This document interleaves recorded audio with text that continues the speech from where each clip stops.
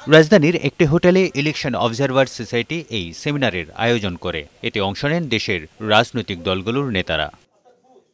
তারা বলেন, অতীতে প্রহসনের নির্বাচনে ভাড়া করে পর্যবেক্ষক নিয়ে আসা হতো।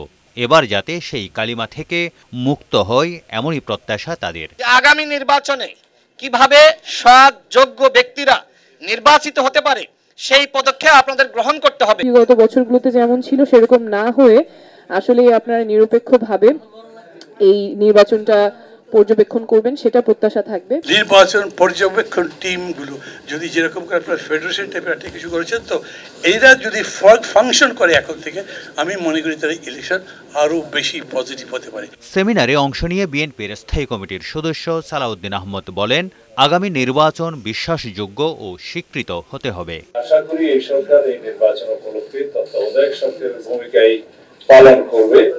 সুষ্ঠুভাবে, নিরপেক্ষভাবে, স্বাধীনভাবে, উৎসবমুক্তভাবে একটি নির্বাচন আয়োজন করা, ঐতিহাসিক নির্বাচন জাতীয় সংসদের আয়োজন করা। সেই নির্বাচনটা জাতীয়ভাবে এবং আন্তর্জাতিকভাবে স্বীকৃত হবে, প্রশংসিত হবে এবং বাংলাদেশের গণতান্ত্রিক ভিত্তিটা নতুনভাবে শক্ত ভিত্তির উপর রচিত হবে।